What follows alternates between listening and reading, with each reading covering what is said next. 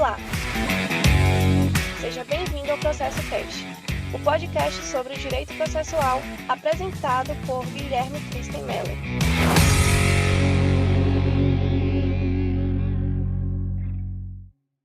Olá, seja bem-vindo ao Processo Cast.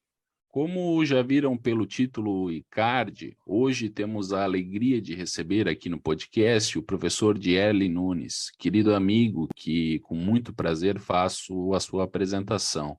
O professor Dierle Nunes é doutor em Direito Processual pela Pontifícia Universidade Católica de Minas Gerais e Università degli Studi di Roma, La Sapienza, como pesquisador da CAPES. Mestre em Direito Processual, também pela Pontifícia Universidade Católica de Minas Gerais.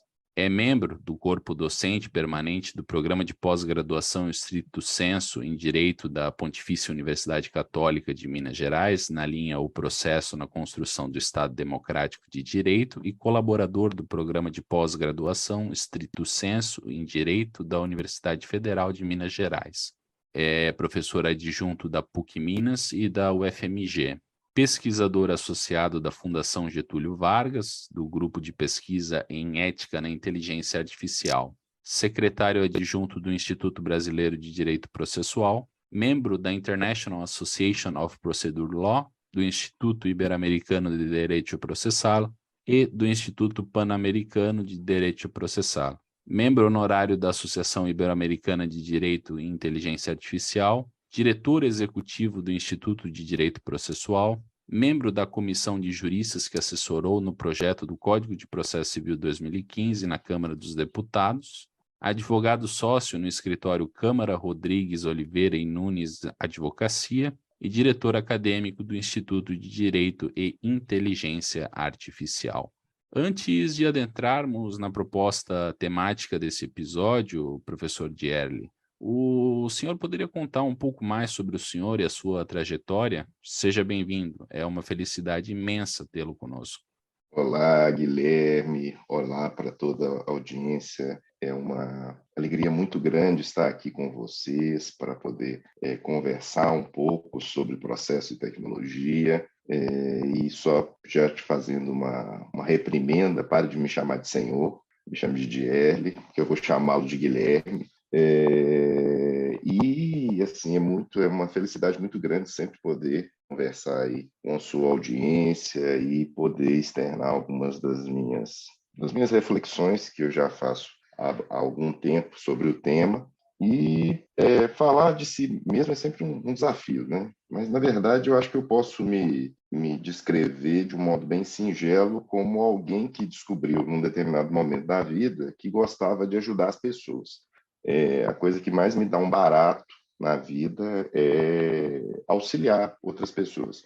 E quando eu descobri isso, a função jurídica no que eu desempenho, principalmente como advogado e como professor, ganhou outra cor, porque isso me permitiu exatamente perceber no exercício das profissões que eu estava, em alguma medida, auxiliando mesmo de modo módico uma série de pessoas, e isso me fez trabalhar com muito mais prazer e exercer a advocacia e a docência com outras cores. E o que me deu mais percepção disso foi exatamente quando, há também bastante tempo, eu comecei a fazer serviço voluntário. E, por incrível que pareça, as pessoas acham que as pessoas que vão fazer serviço voluntário fazem isso por bondade, mas no meu caso tem um traço bem egoísta, porque isso me faz bem, assim, é o que eu falei. Quando eu descobri que ajudar as pessoas me dava um barato, e felizmente eu descobri isso há bastante tempo, eu comecei a fazer isso.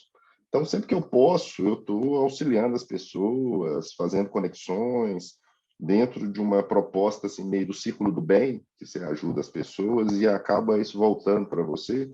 E isso, em alguma medida, permitiu que o meu ambiente de pesquisa se ampliasse, até porque, sendo um processualista que tem uma formação predominantemente em Minas Gerais, com, obviamente, essa oportunidade que eu tive de ter estudado na Itália e tal, mas o fato de estudar processo no Brasil, até pelo menos a minha geração, era algo que estava umbilicalmente ligado a ter que ir para São Paulo para conseguir ultrapassar os limites do Estado com o que se produzia, o que se pesquisava. E eu tive a felicidade, sendo em alguma medida um outsider, e não tendo passado por São Paulo, e aqui nenhuma reprimenda a quem fez essa trajetória de ter ido para São Paulo. Tantos amigos fizeram isso, foram fazer o doutorado em São Paulo, foram fazer uma livre docência em São Paulo, para, em alguma medida, permitir que as pesquisas deles tivessem maior visibilidade, mas eu não fiz essa escolha, e ainda assim consegui, com essa possibilidade de ter feito uma série de amigos e uma série de conexões fora de Minas Gerais, fazer com que as minhas pesquisas, que sempre foram pesquisas em alguma medida meio outsiders, assim, meio fora do contexto. Então, eu até comentava com o Guilherme antes do início desse episódio, que eu ficava pesquisando coisas antes que outras pessoas pesquisassem, e isso, em alguma medida, sempre me destacou. Em alguma medida, então, eu estava a questão das interações entre filosofia e processo, entre constituição e processo, com uma vertente um pouco distinta. Estudei precedentes, quando isso era visto ainda como um tema de, principalmente, pós-graduação. Eu não me esqueço de um evento que nem tão longínquo assim, em 2011, do IBDP, que eu fiz uma fala junto com o queridíssimo Fred Didier, à época, falando da necessidade de estudar precedente na graduação, e eu fui praticamente agredido pelo auditório inteiro, que era composto por professores de processo, falando que aquilo era um absurdo, que estudar precedente era um tema de doutorado, e eu estava defendendo que deveria se estudar na graduação. Ou seja, eu sempre fui meio outsider, e isso, em alguma medida, me permitiu alguma visibilidade das minhas pesquisas, o que, em alguma medida, está acontecendo nos últimos anos com essa temática de processo e tecnologia. Que maravilha, meu amigo. Esse teu fazer o bem é notório a todos que te acompanham e é inspirador, para dizer o mínimo. Obrigado. Mas é o que eu disse, eu faço isso, mas porque me faz bem mesmo. Assim, não é nem questão de bondade, não, é questão de... É um motivo quase egoísta, porque isso me dá um barato, realmente. E como eu descobri que isso me dá um barato muito legal, eu continuo fazendo, e felizmente isso acaba me permitindo colher ótimos frutos, até de permitir, por exemplo, o nosso próprio encontro, em alguma medida acadêmico, profissional e de amizade. Ou seja, você vai criando laços com uma série de pessoas de gerações distintas, de trajetórias distintas, e vai somando no final das contas, porque isso acaba trazendo muito material. Isso é uma coisa que eu acho que as pessoas e os estudantes têm que perceber. As pessoas na área do direito, às vezes, tendem a ser egoístas com o que estão trabalhando, com o que estão pesquisando. Então, as pessoas tendem a, por exemplo, encontrar uma coisa meio rara e guardar para si. E, na verdade, eu sempre fiz o contrário. Eu sempre encontrava uma coisa que eu achava que era legal, que, por exemplo, momentaneamente eu não conseguia nem trabalhar, ou mesmo que eu conseguisse trabalhar, e eu divulgava e continuo divulgando. E isso acaba me trazendo mais subsídio para as minhas pesquisas, para os meus vínculos na própria advocacia. Então, eu acho que isso é uma coisa importante, ou seja, essa abertura para divulgar o conhecimento é algo essencial para você, inclusive, potencializar o seu networking, potencializar as suas próprias possibilidades de trabalhar na área. Muito bem. Avançando dos prolegômenos do episódio para o nosso conteúdo. Entre os vários temas que o nosso convidado é autoridade, destaco o das tecnologias e suas relações com o processo. Exemplificativamente, escreveu os artigos científicos, o STJ e a necessidade de adoção dos tribunais híbridos, novos designs tecnológicos no sistema de resolução de conflitos, ODR e acesso à justiça e seus paradoxos no Brasil. A supervisão humana das decisões de inteligência artificial reduz os riscos. O design como auxiliar da efetividade processual no juízo 100% digital, em coautoria com a professora Catarina Almeida. Inteligência artificial entre normas e técnicas, em coautoria com o professor João Sérgio Pereira. Jurimetria e tecnologia, diálogos essenciais com o direito processual, em coautoria com a professora Fernanda Amaral Duarte. Assim como os capítulos de livro Tecnologia e Justiça Multiportas, o uso da tecnologia na prevenção efetiva dos conflitos, possibilidade de interação entre ODR, Dispute System Design e sistemas públicos de justiça, em coautoria com o professor Hugo Malone, virada tecnológica no direito processual, da automação à transformação, seria possível adaptar o procedimento pela tecnologia? Decisão judicial e inteligência artificial, é possível a automação da fundamentação, em coautoria com a professora Ana Luísa Pinto Coelho Marques? Além de livros que já são clássicos, como o Manual da Justiça Digital, compreendendo o Online Dispute Resolution e os tribunais online, em coautoria com o professor Hugo Malone, Direito Processual e Tecnologia, os impactos da virada tecnológica no âmbito mundial, coorganizado com os professores Paulo Lucon e Isadora Werneck, e Inteligência Artificial e Direito Processual, os impactos da virada tecnológica no direito processual, coorganizado com os professores Paulo Lucon e Eric Volkart. Professor Dierle, tenho uma confissão sombria para lhe fazer. Embora seja entusiasta da temática deste episódio e tenha feito a lição de casa, com um aprofundamento teórico no tema, esses assuntos são, para mim, e acredito que também para a parcela dos nossos ouvintes, nebulosos. Pensando nisso, especialmente porque é uma temática inevitável e necessária na atualidade, elaborei algumas questões para lhe ouvir e aprender direto da fonte. Vamos lá. Professor, ontem, 21 de julho, o senhor fez uma postagem no Instagram apresentando a fake news, a publicação acerca de uma fake news sobre o juiz robô chinês. E o que existe, na verdade, são modelos de inteligência artificial que servem como apoio às decisões. Penso que a primeira pergunta para o episódio não possa ser outra do que o que é a inteligência artificial e qual a sua relação com o processo? Veja só, Guilherme, na verdade, inteligência artificial é um campo do conhecimento, é uma grande área do conhecimento que envolve várias outras sub-áreas, ou seja, trabalha com matemática, com estatística, com ciência da computação, e etc, etc, etc, e que se notabilizou mais recentemente pelo fato de estar diante da possibilidade, na verdade, um pressuposto essencial para o seu desenvolvimento. Basicamente, o que a inteligência artificial faz? E agora eu vou nominá-la assim, só para ser didático, porque quando você fala em inteligência artificial, na verdade, você fala desse grande campo, que tem vários tipos de abordagens e vários tipos de desenvolvimentos, todos na atualidade com o intuito princípio de, mediante um conjunto de dados, se criar um modelo estatístico matemático para, a partir desses dados, resolver um problema.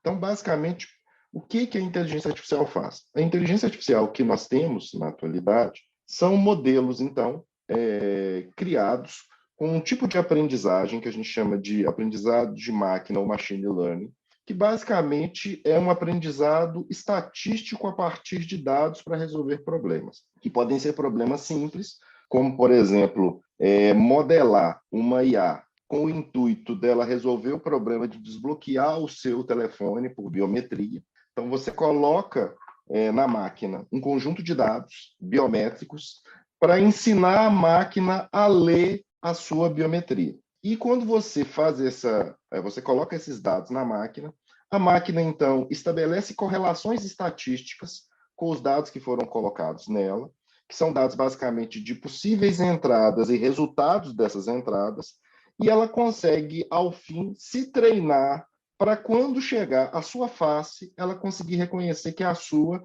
e que é distinta da minha, e desbloquear o telefone para você e não desbloquear para mim. Então, basicamente, o que se faz?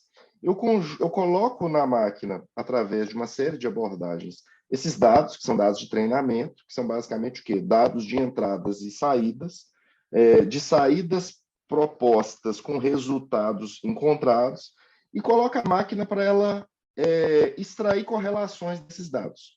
E, a partir dessas correlações, eu crio, então, um modelo e alimento esse modelo de novos dados que vai automaticamente extrair saídas com um grau de precisão que a gente chama de acurácia, pequeno ou grande. Quanto maior a acurácia, melhor é o modelo de IA, melhor é o modelo para resolver o problema. Como eu disse, pode ser um problema simples, como, por exemplo, desbloquear o seu telefone. Pode ser o de jogar xadrez, de jogar qualquer jogo de tabuleiro. Pode ser o de classificar, trazendo para o direito, de classificar petições iniciais, para verificar, ao ler a máquina, ao ler o texto da petição inicial, extrair que tipo de demanda é aquela. Ou como classificar recursos, como existe um projeto no Supremo Tribunal Federal e no Superior Tribunal de Justiça que vai ler os recursos e agrupar os recursos, classificar os recursos em conformidade com o tema que aquele recurso trata, para facilitar, inclusive, a própria organização do tribunal e, em alguma medida, reduzir o que tecnicamente a gente chama de ruído, que é a divergência entre entendimentos, que é muito comum no judiciário brasileiro, uma jurisprudência absolutamente anárquica, assim, com variâncias muito grandes, que uma pessoa propõe uma demanda, perde, o outro ganha. No âmbito penal, uma pessoa é absolvido, o outro é condenado, um é condenado a 1 ano, o outro a 10 anos, ou seja, esse ruído. Então, a máquina ele permitiria, inclusive, você ter uma noção mais clara, estatística, inclusive, dessas variâncias, mas eu posso usar esses modelos de IA, e vem se tornando cada vez mais comum a utilização desses modelos de IA em vários âmbitos, e hoje já se fala que a inteligência artificial é uma tecnologia de propósito geral, tal qual, por exemplo, a energia elétrica. A gente usa energia elétrica para quase tudo na nossa vida. A tendência é que a gente use esses modelos de IA também para quase tudo na nossa vida. Muitos de nós, na verdade, a grande maioria de nós já usa muitos. Só no nosso celular, no nosso smartphone, tem dezenas, centenas de modelos de IA com propósitos específicos, ou seja, eles desbloqueiam o seu celular, eles te mostram o melhor trajeto para você chegar no seu emprego, na escola, ele te mostra, auxilia, às vezes, até você conseguir entretenimento, que aquele modelo de IA, a partir dos seus dados, vai começando a perceber o que você gosta, então te auxilia até no seu entretenimento para te indicar um amigo na rede social, ou para te mostrar no seu feed, principalmente, coisas que você gosta, em detrimento daquilo que você não gosta. Então, ela é modelado para isso. Alguns modelos de IA são tão sofisticados que eles conseguem fazer quase um retrato, uma radiografia, uma ressonância magnética de como você pensa. Como, por exemplo, o modelo algorítmico de IA do TikTok, ele tem um grau de precisão incomensurável. Com pouquíssimos cliques, ele já consegue saber o que você gosta e ele te direciona principalmente para aquilo que você gosta, ou para aquilo que o seu perfil psicológico indica que seja a melhor navegação. Então, basicamente, você está falando do quê? Do uso de um aprendizado estatístico para resolver problemas. Esse estudo da IA, ele remonta à década de 50, década de 60, só que ele nunca conseguiu alcançar o prestígio e a aplicação prática que nós temos na atualidade, porque faltavam dados. Quando chegou ali no início dos anos 2000, nós tivemos uma explosão de dados com a internet comercial, e a cada 2 anos, nós começamos a gerar a mesma quantidade de dados digitais que a humanidade tinha gerado até 2000. E hoje, a cada hora, a gente gera a mesma quantidade de dados que a humanidade tinha gerado até 2000. Então, a gente tem uma quantidade de dados muito grande e que permite que esses modelos possam ser treinados cada vez com maior precisão para resolver problemas específicos. E pontue-se, nós não temos máquinas hábeis para fazer algo próximo ao raciocínio humano, porque o raciocínio humano ele é plural. A gente está aqui conversando e, ao mesmo tempo que a gente está aqui conversando ou que a audiência está nos ouvindo, eles podem estar fazendo outra coisa, estar pensando em outros problemas, etc, etc. Modelos de IA que nós temos hoje em operacionais são o que a gente chama de IA fraca ou IA estreita. Ela resolve muito bem um problema a partir de dados estatísticos. Ela não consegue fazer um monte de coisas, tal qual o nosso cérebro faz. Ou seja, o processo maquínico de processamento de dados, apesar de que muitas vezes ele é até superior ao humano. Então, por exemplo, você pode treinar uma máquina para ela conseguir fazer uma análise óptica que o olho humano não consegue fazer. Ela é muito superior à capacidade humana para fazer essa atividade. Só que isso traz, obviamente, uma série de desafios, porque nem tudo são flores no que diz respeito à implementação de modelos de IA, porque, a depender do treinamento, da qualidade de dados, os resultados podem ser, inclusive, adulterados, podem ser, como a gente tecnicamente chama, enviesados, e podem apresentar, inclusive, erros exponenciais muito perigosos em uma série de campos, por exemplo, no campo da justiça, porque já há, inclusive, demonstrações, pelo menos desde 2016, que às vezes você colocar a máquina para reproduzir dados humanos, ela pode, inclusive, reproduzir dados preconceituosos humanos, como já se viu, inclusive, na própria justiça criminal americana, num caso notório, que é chamado de caso Compass, no qual um determinado software da Northpoint, ele auxilia juízes a fazer risco de periculosidade no âmbito criminal, e se verificou que esse software ele ampliava o risco quando se tratava de pessoas negras e de pessoas latinas, ou seja, ele reproduzia os dados preconceituosos que ele tinha sido alimentado e as próprias escolhas de programação. Então, isso é algo que traz um grande desafio, tanto jurídico quanto ético, pelo uso da IA, e inclusive se traz a necessidade de você criar uma classificação de riscos. Em que termos? Você pode usar modelos de IA para quê? Para algumas atividades, o risco é baixo, como o próprio exemplo já apresentado algumas vezes aqui de desbloquear o seu telefone. Você não precisa saber como que a máquina funciona, ela não precisa explicar como ela desbloqueia para você e bloqueia para mim a tela do seu celular. Mas quando você começa a trabalhar no campo de decisões sensíveis, por exemplo, uma máquina que é usado pelo setor de recursos humanos de uma empresa para contratar pessoas. Eu preciso saber por que ela escolheu você e não me escolheu. No caso criminal já posto, eu preciso saber por que a máquina achou que eu sou mais perigoso que você. E a máquina, especialmente nessas abordagens de aprendizagem de máquina através de redes neurais, ela tem um problema técnico, um problema matemático, um problema algorítmico. Ela é opaca, ou seja, ela não consegue explicar como que ela chegou ao resultado, quais tipos de correlação que ela gerou para chegar aos resultados e falar, por exemplo, que eu sou mais perigoso que você, por exemplo, nesse campo criminal. Então, existe a necessidade que eu classifique os modelos de IA, e há um debate muito sério no mundo inteiro, especialmente na Europa, para, inclusive, se dizer que para determinados tipos de decisão sensível, modelos de IA deveriam ser proibidos, pelo menos momentaneamente, enquanto essa tecnologia ela não consegue chegar a um grau mais sofisticado de precisão, e automaticamente a necessidade que haja ainda uma evolução para a gente poder utilizá-la para essas finalidades. Bem, o Brasil vem experimentando a implementação de tecnologias em sede processual e no próprio poder judiciário.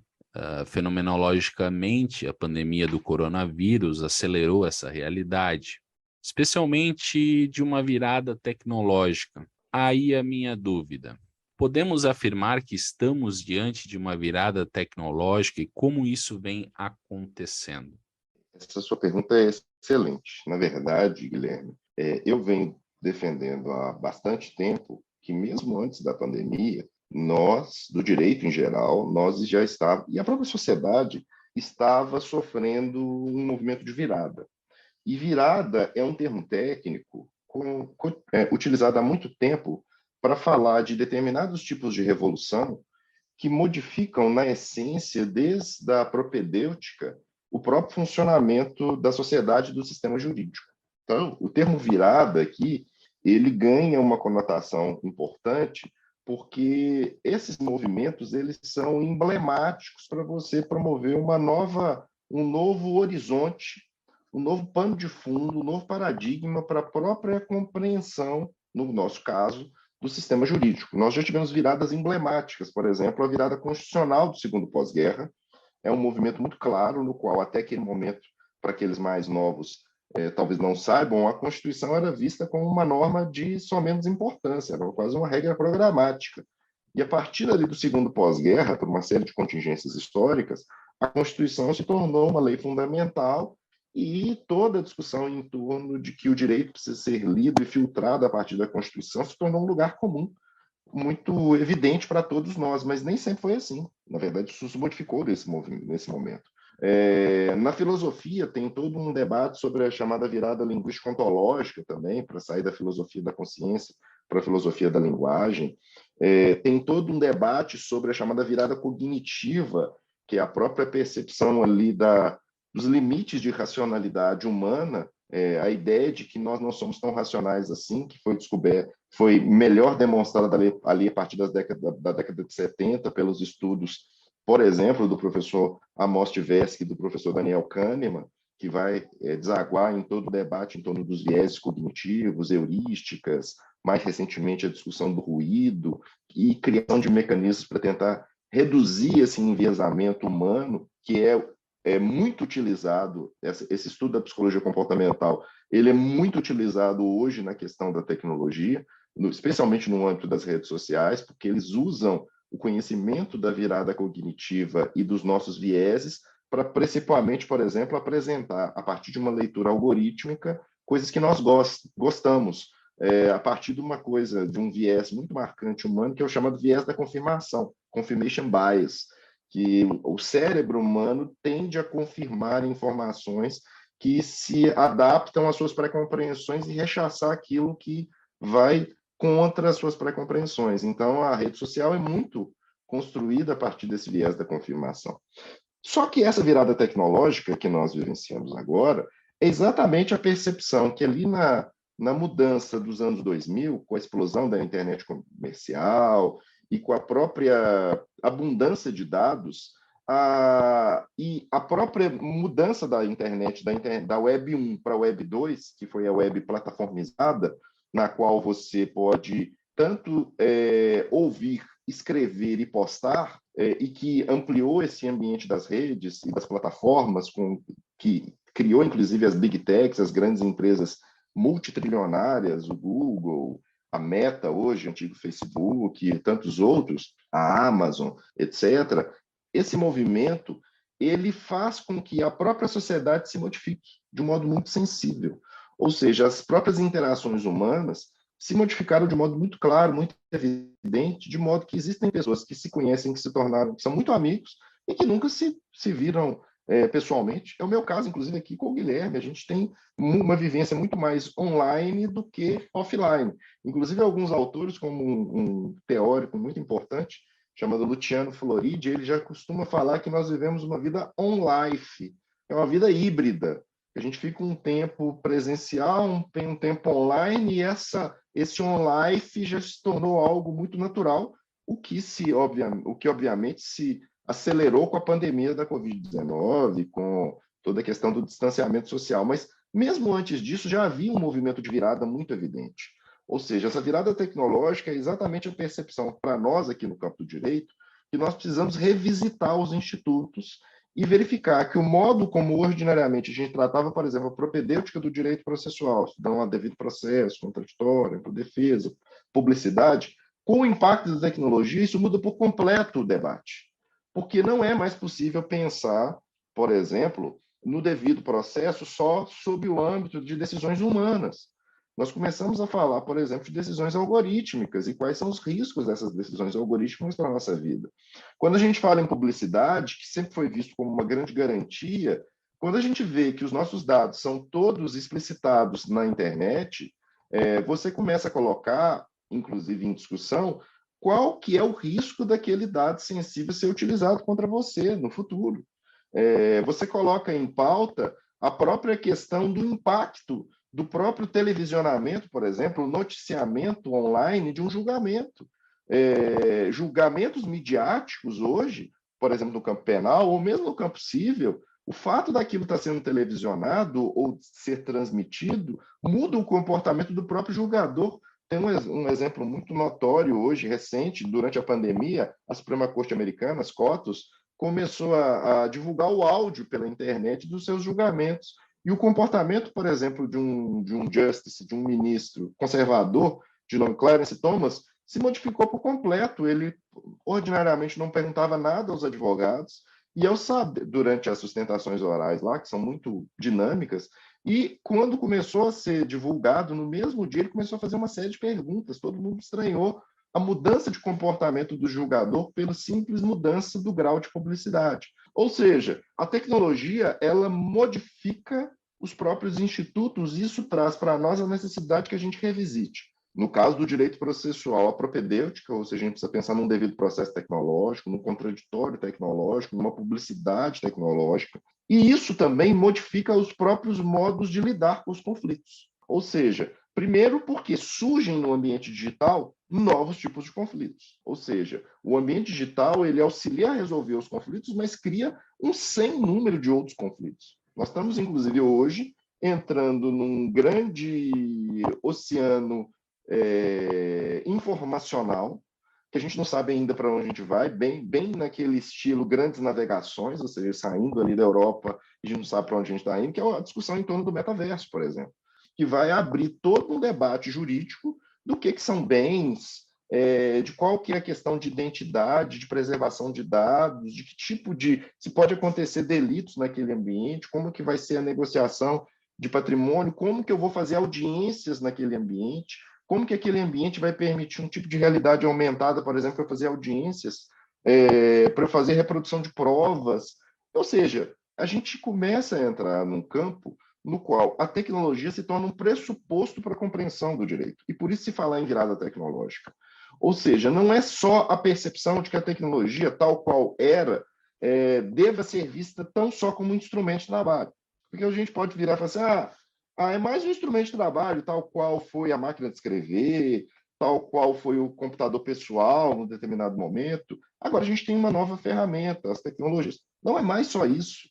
Muda a lógica, muda a estrutura e muda o próprio design de resolução de conflitos. Ou seja, eu começo a ter oportunidades de usar a tecnologia para criar, inclusive, procedimentos adaptados por tecnologia para auxiliar no aprimoramento do acesso à justiça para pessoas que não teriam acesso, se elas, obviamente, tiverem conexão e instrumento para isso, e aí tem toda uma discussão em torno de assimetria informacional, de alfabetização digital, de cidadania digital, mas eu posso ampliar em alguns âmbitos acesso à justiça, posso reduzir também, se eu tornar a via digital uma via obrigatória, sem pensar nessas pessoas que têm carência de instrumental e de conexão de dados. Eu começo a colocar em discussão novas formas de resolução de conflitos, como, por exemplo, as Online Dispute Resolutions, ou as resoluções online de conflitos, ou ODRs, ou ODRs, como a gente costumeiramente chama no âmbito jurídico pelo acrônimo, né, ODR. E a gente fala, inclusive, hoje de uma possível ODR Plus, que é você usar o âmbito digital potencializado por blockchain, por inteligência artificial e etc, etc. E você começa a estudar, inclusive, novos designs de resolução de conflitos. Ou seja, a gente sai daquele pacote tradicional nosso de pensar em mecanismo jurisdicional, arbitragem, mediação e conciliação e começa a pensar em novas abordagens, customizadas para determinados tipos de conflito. A gente está falando de um outro tipo de diferenciação muito distinta daquela que até hoje é feita pelos estudiosos, por exemplo, dos procedimentos especiais, das tutelas diferenciadas. A gente está falando de uma customização, às vezes, bem emblemática, bem panorâmica do fenômeno, de modo que você começa, inclusive, a pensar o direito processual de um modo muito mais sofisticado. O Guilherme sabe muito bem disso. É costumeiro a gente projetar soluções e procedimentos a partir de uma visão meio assim, meta-real. A gente não tem a realidade precisa, a gente não tem dados muito claros, por exemplo, dos gatilhos dos litígios. Com o uso de tecnologia, eu posso ter um nível de tratamento dos dados de ingresso no judiciário brutal, porque eu posso saber que tipo de litígio onde que ele está entrando, quem que está propondo, qual escritório está fazendo, se aquilo é uma litigância, uma demanda predatória ou não. Ou seja, eu consigo ter um nível de percepção dos litígios e dos gatilhos da litigância para modelar um procedimento, inclusive tendo por base as necessidades dos usuários daquele litígio, a experiência do usuário. Você desenha o procedimento a partir daquela lógica. Ou seja, não é um bando de processualistas se reunindo para fazer uma lei. Você tem um estudo da realidade com um nível de precisão, de proficiência muito grande, para daí você idealizar uma solução customizada, partindo efetivamente da necessidade do principal protagonista do sistema, que é o cidadão. Então, as possibilidades são muito consistentes. E o judiciário brasileiro, como o Guilherme pontuou, ele vem se notabilizando por investir de modo muito consistente nisso. O CNJ tem assumido um papel importante, editou inúmeras resoluções sobre a justiça digital. Nós temos já no hub do Sinapses, que é como se fosse assim, um projeto guarda-chuva do CNJ, que alberga os projetos de inteligência artificial dos tribunais. A gente já tem 64 projetos albergados no Sinapses de modelos de IA em 44 tribunais dos 91 existentes no Brasil.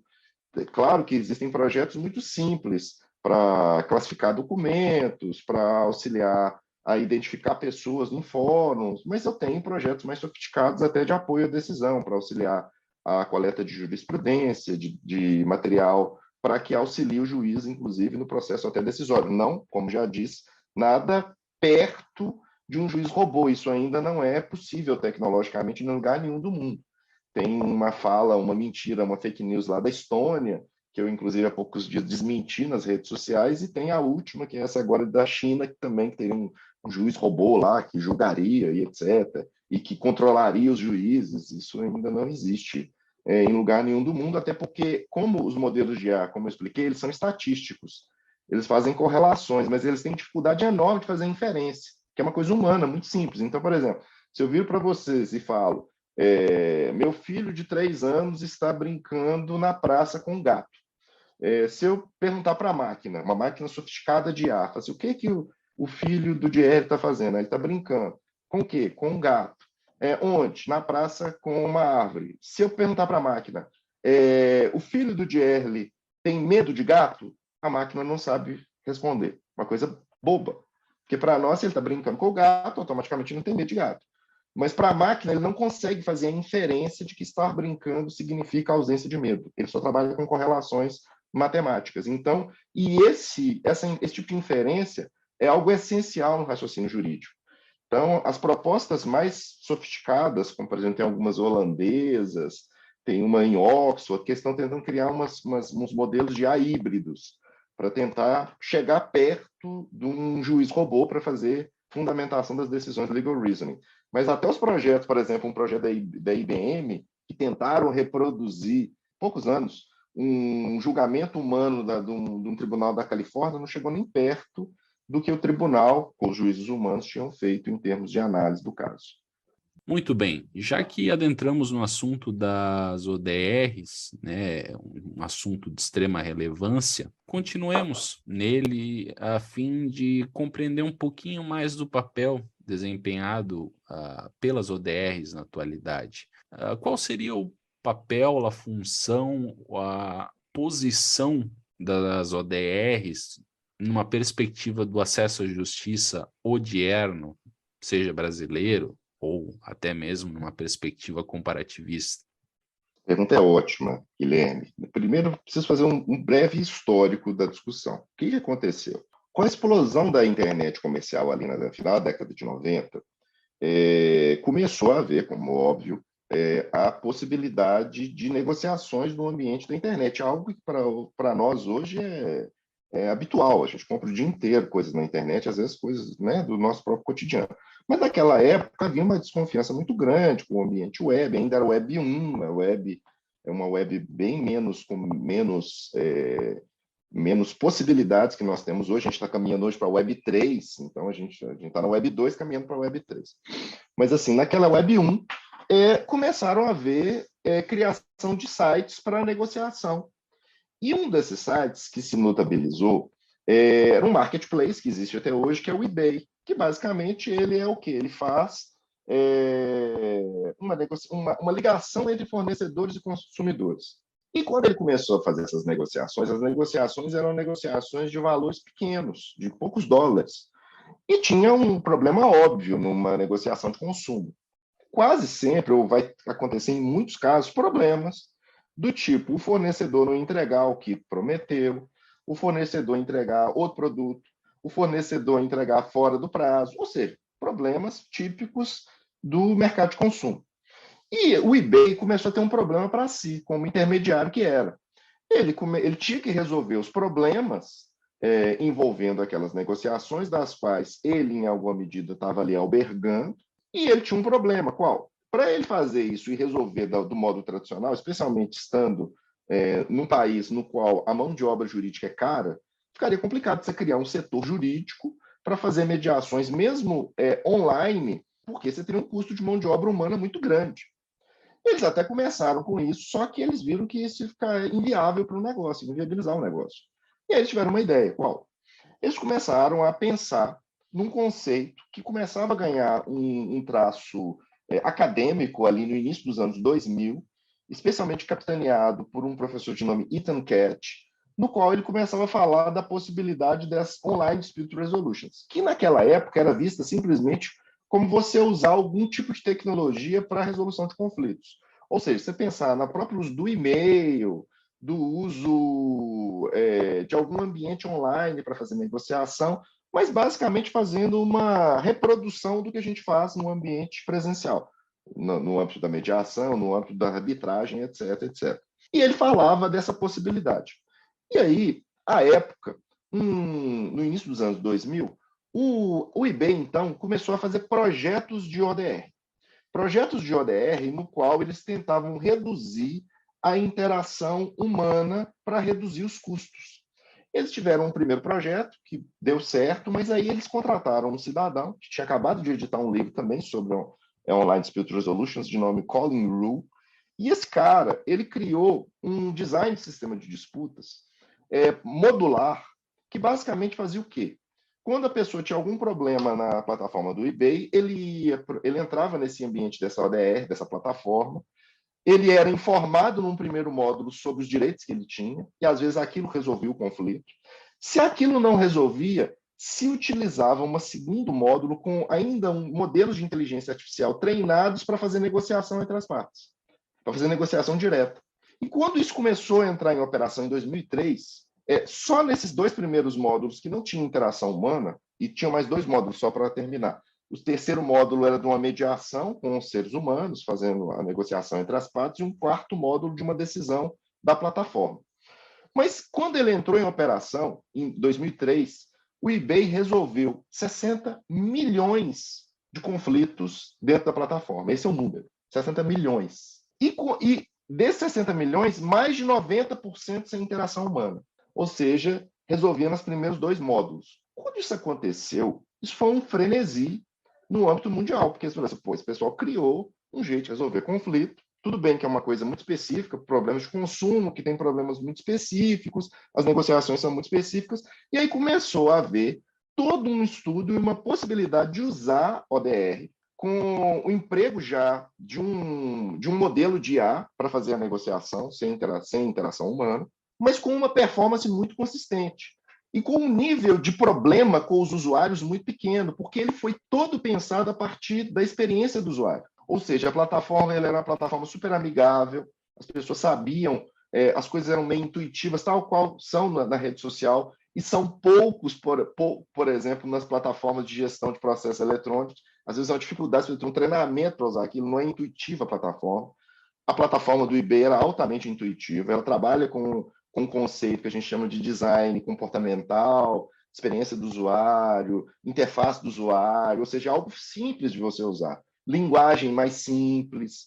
Então, eles fizeram uma plataforma que os resultados foram muito consistentes. A partir de então, começou a haver uma explosão do uso de ODRs no âmbito privado, principalmente no âmbito desses marketplaces. Eles viram que, num primeiro momento, aquilo reduzia os custos deles, e, num segundo momento, eles verificaram duas coisas. Que as ODRs, como eles tratavam os dados, e eles começavam a saber como que era o comportamento das pessoas nas negociações, eles criaram possibilidades de abordagens preventivas para o conflito, a partir dos dados. E eles, num segundo momento, eles tiveram um outro insight genial, que é, hoje, muito notório. Qual? A percepção de que, para esses marketplaces, o conflito se tornou um ativo. Ele deixou de ser um problema.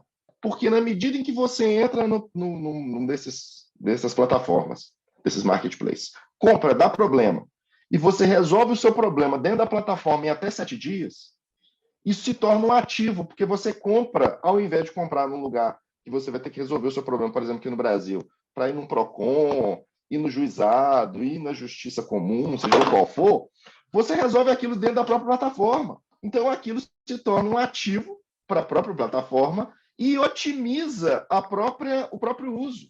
As pessoas começam a usar a plataforma por conta disso. Isso acontece, por exemplo, entre nós no Brasil, com alguns marketplaces conhecidos, que quando eles começaram a funcionar, as pessoas tinham um monte de problema de usar eles e hoje usam porque, sabe, se der problema, o dinheiro é devolvido na mesma hora.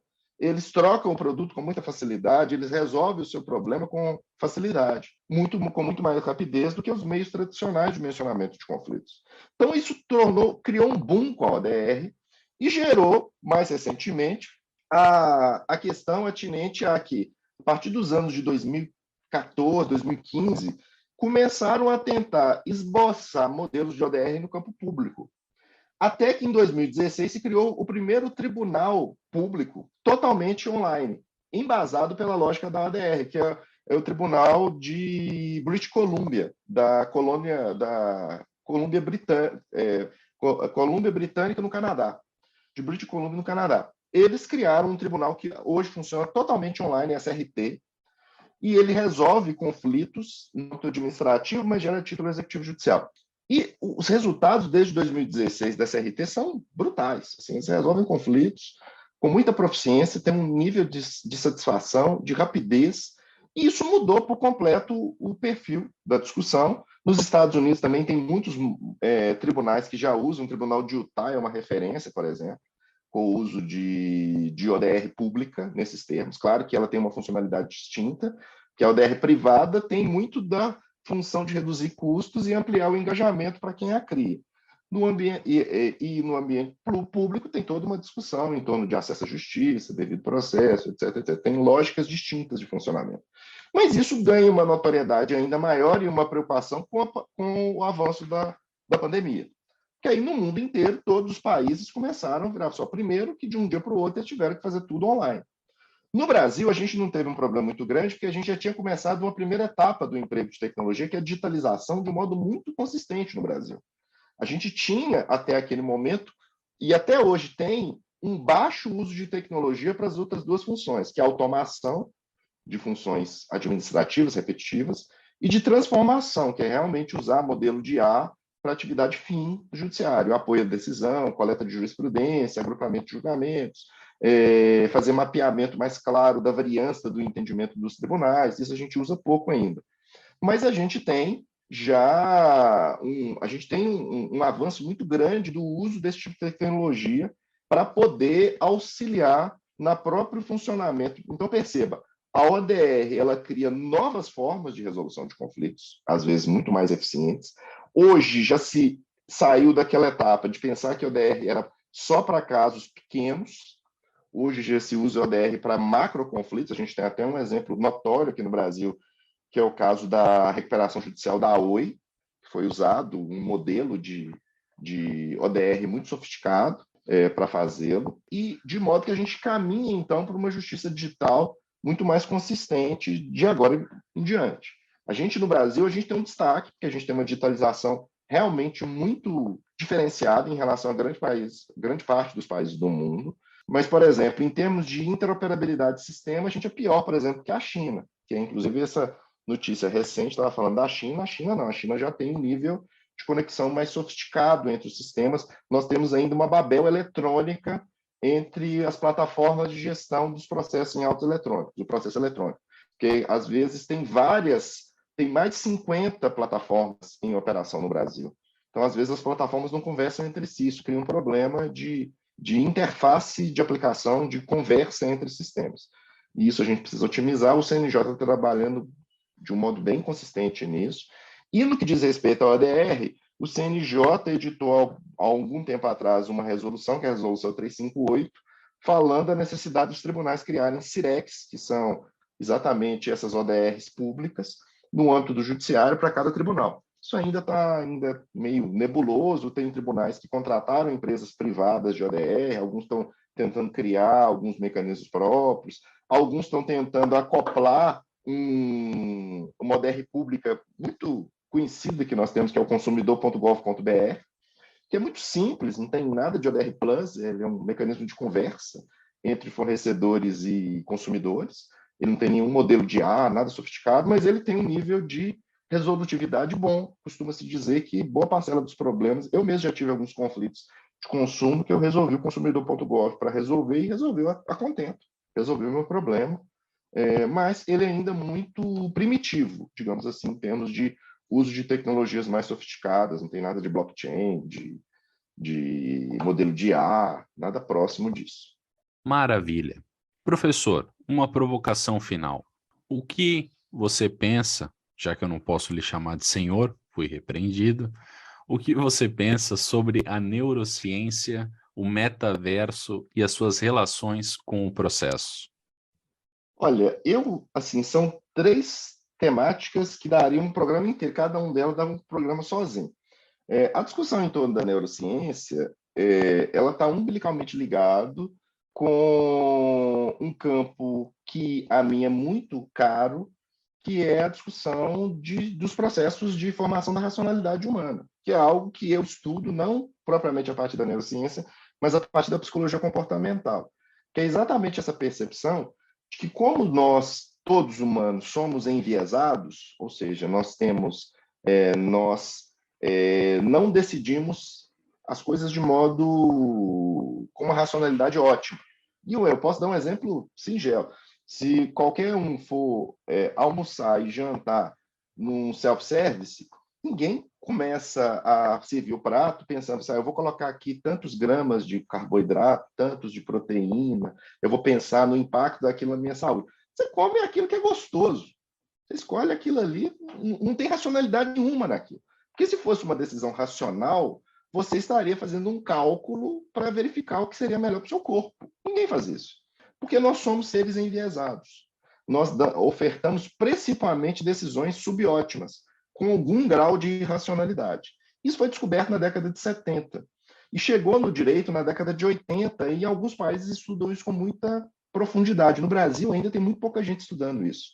Tanto a psicologia comportamental quanto a neurociência, eu acho que isso é essencial para entender o comportamento como advogado, dos advogados e como ser advogado, no meu caso, para você melhorar aquilo que tecnicamente a gente chama de framing, que é o enquadramento da informação, ou seja, como apresentar a informação para ela gerar nas pessoas um determinado tipo de percepção, no meu caso, gerar no juiz uma determinada forma dele absorver a informação que eu estou apresentando. Porque a depender do modo como eu falo alguma coisa, eu mudo a percepção sensorial da pessoa. Se nós estivéssemos aqui num ambiente cheio de pessoas e eu virasse assim, sai daqui para eu passar entre 2 pessoas, ou eu chegar gentilmente e falar assim, por favor, você pode me dar licença? A resposta, a informação é basicamente a mesma, só que eu estou dando enquadramentos distintos para o modo como a informação vai apresentar. Então, conhecer neurociência e psicologia comportamental induz você a entender o que a sua persona, no meu caso como advogado, o juiz, como ele pensa, e se ele tem muito serviço, eu preciso pensar em petições mais objetivas, usando às vezes até técnicas de design, como do Visual Law, para tornar a informação mais funcional, não tem nada a ver com a petição ficar mais bonitinha, colocar meme, não tem nada a ver com isso. Melhoria da funcionalidade, até porque o design é a ciência da funcionalidade. E, no caso aqui, você está pensando na funcionalidade da informação jurídica. Então, por exemplo, você fazer petições mais concisas, com uma informação mais objetiva. Se a petição tiver que ser grande, você utilizar elementos do design para criar uma síntese que permita o decisor ler aquilo com maior rapidez e ele entender o que você está querendo. Para uma advocacia em tribunais, às vezes, por exemplo, eu faço um memorial de 2 laudas em Visual Law, e normalmente cumpre o mesmo papel, ou um papel muito melhor do que seria um memorial tradicional. Então, conhecer neurociência tem essa importância. E o debate do metaverso é um debate que a gente está começando nele, e é um debate que a gente não sabe para onde a gente vai chegar, percebendo que o metaverso, na verdade, é uma terra ainda inexplorada. O termo, inclusive, ele vem de um romance de 1992, chama Snow Crash. E só agora ele ganhou essa notoriedade porque em outubro de 2021 o Mark Zuckerberg, né, mudou o nome da empresa, chamou de Meta, e isso acabou gerando um boom em torno dessa tendência das pessoas terem um ambiente no qual elas vão poder navegar, ter avatares, aí tem toda a discussão se a pessoa vai ter que ter um avatar só, como vai ficar a questão da identidade, se a pessoa pode, por exemplo, igual aquele filme do Spielberg, no Jogador Número 1, ele pode criar um avatar completamente distinto de como ele é, qual que é o problema jurídico disso, como é que vão ser as interações lá, como já estão sendo as interações através, por exemplo, das NFTs, dos tokens não fungíveis, e um sem número de debates, como é que vai ser essa interação e como vai ser a geração da regulação do metaverso, porque está havendo um movimento das big techs para eles tentarem, em alguma medida, colonizar o metaverso. Isso, vocês devem todos estar acompanhando isso. Eles estão tentando criar regras próprias para o metaverso. Eles estão aproveitando o vácuo jurídico, até porque o direito quase sempre chega atrasado nos fenômenos e nas questões tecnológicas, chega muito atrasado. Então, eles estão tentando fazer uma autorregulação ali do metaverso, quando ainda tudo, com uma brincadeira aqui bem mineira, quando ainda tudo é mato ainda, entendeu? Quando ainda ninguém chegou ali direito, entendeu? Mas eu creio que isso vai criar um debate muito sofisticado para o processo, em torno de novos ambientes para resolução de conflitos, em torno de produção de provas, em torno de reprodução, inclusive, de fatos ocorridos no ambiente físico, e como há uma tendência muito clara de uma vida on-life, eu não sei até que ponto que a gente vai chegar a quase ter um ambiente meio mesclado entre o que nós vivenciamos e um ambiente digital à la metaverso. Porque já existem projetos, por exemplo, que você vai ter óculos, que você começa a sair na rua e ele já começa a mostrar a classificação dos lugares que você anda. Então, você está andando, aí você, por exemplo, um restaurante, aí esse restaurante tem tal classificação. Você olha para a pessoa, ele já consegue saber quem é aquela pessoa e te apresentar. Isso, inclusive, é uma mudança louca de como a sociedade vai lidar. Mas como eu brinco, eu não sou futurista e morro de medo dos futuristas porque eles comumente erram. E eu não quero pregar nenhum futurismo aqui. O que eu sei é que a gente tem que se preocupar com o metaverso. Não é algo que o jurista pode ficar dormindo como ele vem dormindo nas outras questões tecnológicas. Porque senão a gente vai cair no problema que é o grande problema da atualidade, que a gente está criando um ambiente de um tipo de capitalismo de vigilância, controlado principalmente pelas big techs, na qual o poder que essas empresas começam a assumir na nossa vida é brutal, até para nos induzir comportamentos, induzir, inclusive, resultados até de eleições. Então, como a gente tem que se perceber como seres com uma racionalidade limitada, que é o que a virada cognitiva e a neurociência já mostrou para nós, a gente tem que ter um nível um pouco maior de reflexão acerca das informações que recebe, porque senão você corre um risco de ser literalmente enganado e ficar defendendo enganos, achando que está coberto de razões. Então, o mundo ficou bem mais complicado e muito poucas pessoas perceberam. Este é o Processo Cast. Hoje tivemos a felicidade de receber o professor Dierle Nunes para conversarmos sobre o tema Inteligência Artificial, Novas Tecnologias e Processo. Acompanhem o professor Dierle nas redes sociais, no Instagram, @Dierle Nunes, no Telegram, Dierle Nunes, PROC, Processualismo Constitucional, Democrático e Reformas Processuais. Meu querido amigo Dierle, gratidão por ceder tempo da tua disputadíssima agenda pela aula e conhecimentos transmitidos hoje. Muito obrigado de coração. Algum recado final? Só queria agradecer, Guilherme, falar que foi uma honra e falar para o pessoal que eu estou aí à disposição para continuar esses debates aí no ambiente web. Eu costumo sempre brincar que eu estou em todas as redes sociais, menos no Tinder e no TikTok. Um abraço para todos. Vejo vocês no próximo episódio. Até mais. Tchau.